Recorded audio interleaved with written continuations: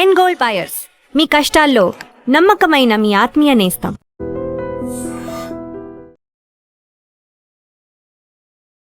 నమస్తే, welcome to I dream. ప్రస్తుతం live కాల్లో జాయిన్ అయ్యారు geo political analyst Prasad Peketi గారు. సార్ నమస్కారం. నమస్కారం అండి. ప్రసాద్ పేకేటి గారు, కాక్రోజ్ జనతా పార్టీ దేశంలో సంచలనం సృష్టిస్తోంది. అసలు వారం రోజులు కాక మునిపే దాదాపు అన్ని ప్రధాన పార్టీల ఫాలోవర్స్ ను కూడా ఇన్స్టాగ్రామ్ లో దాటిపోయి సంచలనం సృష్టించింది.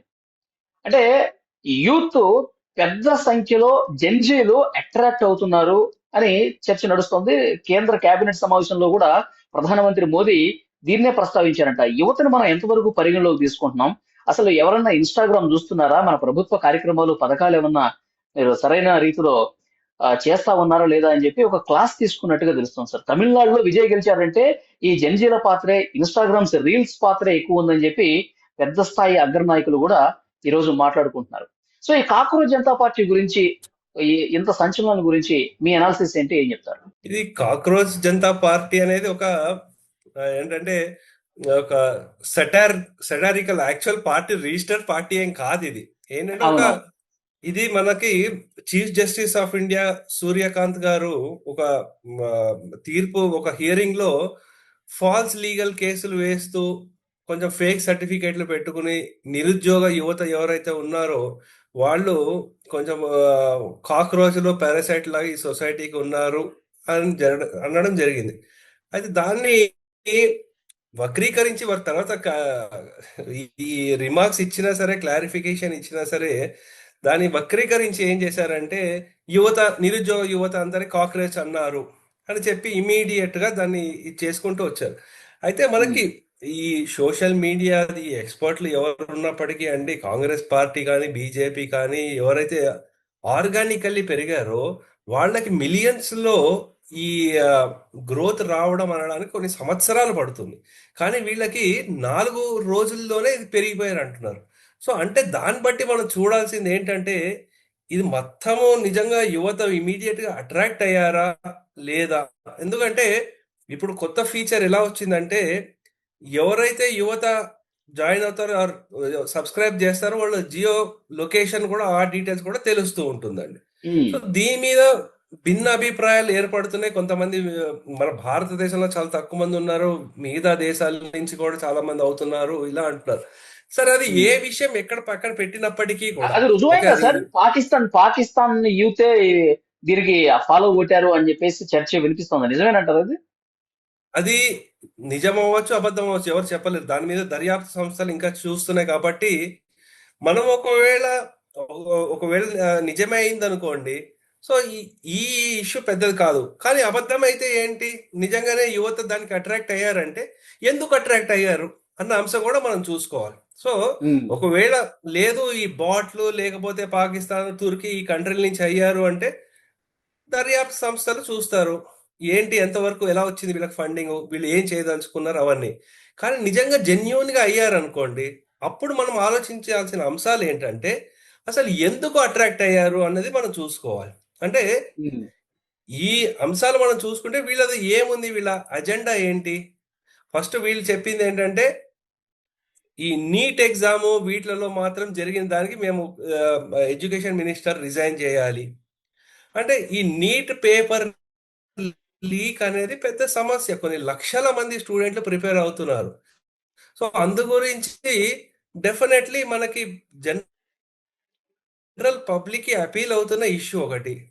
అలాగే కాంగ్రెస్ హయామన ఏంటంటే ఉన్నత పదవులు అంటే ఇండిపెండెంట్ బాడీస్, ఎలక్షన్ కమిషనర్స్ లేకపోతే చీఫ్ జస్టిస్, ఇటువంటి వాళ్ళకి వాళ్ళ పదవీ కాలం అయిపోయిన తర్వాత వాళ్ళకి రాజ్యసభ సీట్ ఇవ్వకూడదు. ఇది కూడా ఒక జెన్యూన్ కాజే. సో అలా కొన్ని వాళ్ళ అంశాలు ఉన్నాయన్నమాట. సో ఈ అంశాలు ఏంటంటే పబ్లిక్ కి చాలా అపీల్ అవుతున్న అంశాలను వాళ్ళు తీసుకొచ్చారు. సో అందు గురించి ఏంటంటే డీప్ స్టేట్, ఇప్పుడు ఒకవేళ డీప్ స్టేటే అంటున్నారు, డీప్ స్టేట్ అవన్నీ వాస్తవాలను సార్ మీరు అగ్రీ చేస్తారు కదా? ఇప్పుడు ఏవైతే పాయింట్లు చెప్పారో, ఇప్పుడు మీరు ఏదైతే పాయింట్లు అన్నారో, కాంగ్రెస్ జనతా పార్టీ ఇది వాళ్ళకి రాజ్యసభ ఇవ్వటం కావచ్చు, రిటైర్ అయినటువంటి న్యాయమూర్తులకి, ఇప్పుడు అది డెఫినెట్లీ ఒక సామాన్యుడిగా ఎవరైనా ఒప్పుకొని తీరాల్సిందే అండి. మీరు ఒప్పుకోరా దానికి? ఒప్పుకుంటాం, ఒప్పుకుంటాం, కరెక్టే.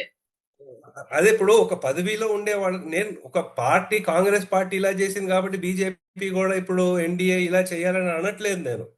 వాళ్ళు అప్పుడు చేసింది తప్పే, వీళ్ళు ఒకవేళ నిజంగా అలా చేస్తుంటే కూడా తప్పే అంటున్నాం. సో అందు ఉమ్, గురించి అఫ్ కోర్స్ కాన్స్టిట్యూషన్ పరంగా ఒకవేళ ఇలా రెస్ట్రిక్షన్ ఏం లేదు కాబట్టి మేము చేస్తున్నాం అన్నప్పటికీ కొన్ని ఎథికల్లీ అది కరెక్టా రైటా రాంగ్ అనేది ప్రతి పార్టీలు చూసుకోవాలి.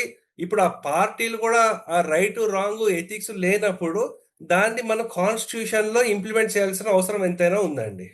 సో ఉమ్, ఈ అంశాలు డెఫినెట్లీ పబ్లిక్ కి అపీల్ అవుతాయి. అలాగే వాళ్ళ ఇంకో అంశం ఏం చేశారంటే, ఎవరైతే పార్టీలు ఫిరాయిస్తారో ఎమ్మెల్యేలు ఎంపీలు వీళ్ళు ఈ యాంటీ డిఫెక్షన్ లా ఏదైతే ఉందో అది కాకుండా వాళ్ళు అసలు 20 ఏళ్ళు ఎలక్షన్లో లేకుండా వాళ్ళని బ్యాన్ చేయాలి అని చెప్తున్నారు. ఉమ్, అది కూడా నైతికంగా రైటే. అది నిజంగా ఒక పార్టీ సింబల్ మీద మీరు ఎలక్ట్ అయిన తర్వాత వేరే పార్టీలో జాయిన్ అయిపోవడం ఏంటండి? ఏదో మీకు క్లాజులు మేము చూసాం, మనం స్టేట్స్ లో కూడా మనకి ఏపీలో చూసాము, తెలంగాణలో చూసాము, కర్ణాటక అన్ని రాష్ట్రాల్లో చూసాము. సో అట్లీస్ట్ వాళ్ళు ఆ పదవికి రిజైన్ చేసేసి మళ్ళీ బైపోల్లో కంటెస్ట్ చేయాలి, అంతేగాని ఏదో పార్టీలు మారిపోవడం ఫిరాయింపులు ఏదైతే ఉందో ఇది కూడా ఒక జెన్యున్ ఇష్యూ. అంటే ఉమ్, మీరు చూసుకుంటే అండి, మొత్తం ప్రపంచంలో కూడా డీప్ స్టేట్ ఎలా వర్క్ చేస్తుంది అంటే, నిజంగా ఏదైనా జెన్యున్ ఇష్యూ ఉంటే చిన్న ఇష్యూ అయినా సరే దాన్ని పెద్దగా చూపించి అక్కడుండే గవర్నమెంట్ కి ఎగెన్స్ట్ గా ఒక ఉద్యమం లాగా తీసుకురావడానికి ప్రయత్నం చేస్తూ ఉంటుందండి. సో బంగ్లాదేశ్ లో అదే జరిగింది, ఎందుకంటే కరప్షన్. ఈవెన్ పాకిస్తాన్ లో కూడా అలాగే జరిగింది. అంటే ఇష్యూ ఎంతో అంత ఉంది, దాన్ని పెద్దగా చూపించడము సోషల్ మీడియా మాధ్యమము లేకపోతే ఇంకేదైనా మాధ్యమం నుంచి కూడా చేయడము. ఆమ్ ఆద్మీ పార్టీ కూడా పుట్టింది అలాగే, ఎందుకంటే యూపీఏ హయాంలో జరిగిన కరప్షన్లని ఉన్నది ఇంకా ఎక్కువ చేశారు కాబట్టి ఆమ్ ఆద్మీ పార్టీ అలా వచ్చింది. సో అందు గురించి ఈ కాక్రోచ్ పార్టీ వీళ్ళు రిజిస్టర్డ్ పార్టీ కాకపోయినప్పటికీ కూడా, కానీ యువత లేకపోతే ఇంకెవరైనా సరే ఉమ్, బాట్లో ఎవరైనా అట్రాక్ట్ అవుతున్నారంటే వాళ్ళు తీసుకొచ్చిన ఇష్యూల గురించి అండి. అయితే ఉమ్. దీనికి అంటే సార్, ఇక్కడ ప్రభుత్వాల తప్పిదం కూడా చాలా స్పష్టంగా ఉంది. సో దాని పట్ల యువత ఆగ్రహం కూడా తీవ్ర స్థాయిలో ఉంది అని ఒక అర్థం పట్టేలా ఉంది కదా. డెఫినెట్లీ అండి. ఇప్పుడు ఎంతో అంత సమస్యలు అయితే ఉన్నాయి. ఇప్పుడు ఆర్థిక ఇబ్బందులు రాబోతున్నాయి, రిసెషన్ రాబోతోంది. అది ఇక్కడే కాదు, ప్రపంచ వ్యాప్తంగా మొత్తం చదువుకున్న వాళ్ళకి అన్ని ఉద్యోగాలు వస్తున్నాయా, రావట్లేదా? సో ఒకవేళ ఉద్యోగాలు రాకపోతే యువత ఏం చేస్తున్నారు? కొంతమంది రోడ్ల మీదకి వస్తున్నారు, కొంతమంది ఏంటంటే ఎంతో అంత కష్టపడి చదివించారు మా తల్లిదండ్రులు కాబట్టి ఏదో ఒక క్యాబ్ డ్రైవర్ గానో లేకపోతే ఈ స్విగ్గీ లేకపోతే ఇటువంటి డెలివరీ బాయ్స్ గానో ఎంతో అంత అంటే వాళ్ళు కష్టపడుకుంటూ వాళ్ళ కాళ్ళ మీద వాళ్ళు నుంచునే ప్రయత్నం చేస్తున్నారు.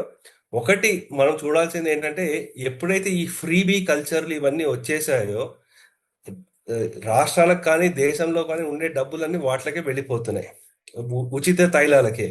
అటువంటప్పుడు కొత్తగా ఇన్వెస్ట్మెంట్ చేసి ఇండస్ట్రీలు సెటప్ చేసి ఉద్యోగాలు ఇచ్చే పరిస్థితుల్లో గవర్నమెంట్ లేదు. సో గవర్నమెంట్ ఉద్యోగాలు అనేది ఇంకా తగ్గిపోతూ ఉంటాయి, అదొక కలగా మనం అనుకోవచ్చు. కానీ మనం ఏం చేయొచ్చు అంటే, నేను అనుకోవడము గవర్నమెంట్ కూడా కొన్ని పథకాలు తీసుకొచ్చింది, ఇంటర్న్షిప్ ఇవ్వడము లేకపోతే యువతకి కొంచెం బిజినెస్ ఏదైనా ఉంటే కొంచెం ఏదైనా సపోర్ట్ చేయడము. కానీ సొంతగా మనకి ఉద్యోగాలు రావాలి అంటే అవి తగ్గిపోతూ ఉన్నాయి. అది ఇక్కడే సమస్య, భారత్లోనే కాదు యావత్ ప్రపంచంలో కూడా ఏ పుణ్యమా అని ఉద్యోగాలన్నీ తగ్గిపోతున్నాయి. కాబట్టి మనం ఇంకా యువతకి ఆపర్చునిటీస్ ఎలా క్రియేట్ చేయాలి, ఎందుకంటే ఏఐ కొట్టలేని జాబ్స్ చాలా ఉన్నాయి. ఓకే, ఉమ్, సో అటువంటి జాబ్స్ లో మనం ఎలా తీసుకెళ్ళాలి యువతకి, వాళ్ళకి ఎలా శిక్షణ ఇవ్వాలి, వాళ్ళకి ఇంకా ఎలాగ లోన్లో లేకపోతే ఇంకేదో విధంగా మనం ఎలా సపోర్ట్ చేయాలి అది కూడా చూడాలి. ఉమ్, ఇంకొన్ని చూసుకుంటే ఏంటంటే, కాస్ట్ ఆఫ్ ఎడ్యుకేషన్ విపరీతంగా పెరిగిపోతోంది. సో మరి ఎవరైనా మంచి చదువుకోవాలి అంటే ఇప్పుడు అందరికీ పెద్ద పెద్ద కోచింగ్ సెంటర్లు వాటిలో వెళ్ళే చదువుకునే స్తోమత ఉండదు. అటువంటప్పుడు మంచి లైబ్రరీలు లేకపోతే వాళ్ళకి కావాల్సిన పుస్తకాలు ఇవి అందుబాటులో ఉండేటట్టు చేయాల్సిన అవసరము గవర్నమెంట్ మీద చాలా ఉందండి. ఈ ఓకే. ప్రెషర్ గవర్నమెంట్ మీద డెఫినెట్లీ ఉంటుంది. ఎస్ ఎస్ డెఫినెట్ గా ఇది అన్ని ఈ కాక్రోచ్ జనతా పార్టీ వస్తున్న ఫాలోవర్ చూస్తుంటే అన్ని రాజకీయ పార్టీలకు అన్ని ప్రభుత్వాలకు కూడా ఒక హెచ్చరిక లాంటిది అనుకోవాలి ఫైనల్ గా. ఏ సార్? డెఫినెట్లీ అండి. ఇది ఆ, ప్రతి ఒక్క గవర్నమెంట్ కానీ అందరికీ ఇది ఒక హెచ్చరికనే. కానీ మనం చూసుకుంటే ఏంటంటే గత 10-12 సంవత్సరాల్లో ఇటువంటి ఉద్యమాలు చాలా వచ్చాయి. ఏదో ఒక విధంగా మేనేజ్ చేసుకుంటూ వచ్చారు. సో మనం చూసుకుంటే చాలా ఉద్యమాలు వచ్చాయి. అయితే గవర్నమెంట్ ఎలా మేనేజ్ చేసుకుంటూ వచ్చింది, దాని నుంచి ఏం గుణపాఠాలు నేర్చుకుంటుంది. సో ఇప్పుడు ఎవరైనా గవర్నమెంట్ రన్ చేస్తున్నారంటే తప్పిదాలు అవుతూ ఉంటాయి, తెలిసో తెలియకో తప్పిదాలు అవుతుంది. సో తప్పు జరిగినప్పుడు తప్పు జరిగింది అని తెలుసుకుని దాన్ని కరెక్టివ్ స్టెప్స్ తీసుకుంటే జనాల్లో ఆ వ్యతిరేకత, ఆగ్రహం తగ్గుతుంది. కాబట్టి సో డెఫినెట్లీ ఆ గవర్నమెంట్ ఆ కరెక్టివ్ స్టెప్స్ తీసుకోవాలి. అంతేగాని డినయల్ మోడ్ లో ఉండకూడదు. లేదు ఏం కాదు, మనంతా పక్కాగా ఉంది, చాలా బాగుంది, బ్రహ్మాండంగా చేశామంటే అది కుదరదు. అది మనం లీడర్లు వాళ్ళందరూ ఈ సోషల్ మీడియాలో పిక్చర్లు, ఫోటోలు పెట్టుకోకుండా ఆన్ ద గ్రౌండ్ ఉండి చిన్న చిన్న మీటింగ్లు పెట్టుకుని యువతతో కలిసి వాళ్ళకు ఉండే సమస్యలు ఏంటి తెలుసుకుని 10 సమస్యలు తీసుకొస్తే అట్లీస్ట్ 2-3 చేస్తే వాళ్ళ సమస్యలు తీరిస్తే వాళ్ళకి యువత మీదకి నమ్మకం కుదురుతుంది. లేకపోతే ఎవ్వరూ పట్టించుకునే వాళ్ళు లేరు అని వాళ్ళు ఇంకా తప్పుదారులు పడతారు. సో అలా పట్టకుండా డెఫినెట్లీ ఇది ఒక ఒక ఏంటంటే ఆ, కను ఈ కనువిప్పుగా చూసుకుని దానికి ఎస్ తగ్గట్టు చర్యలు తీసుకోవడం అవసరం చాలా ఉందండి. రైట్, చాలా బాగా చెప్పారు sir. Thank you very much. Okay అండి, నమస్తే.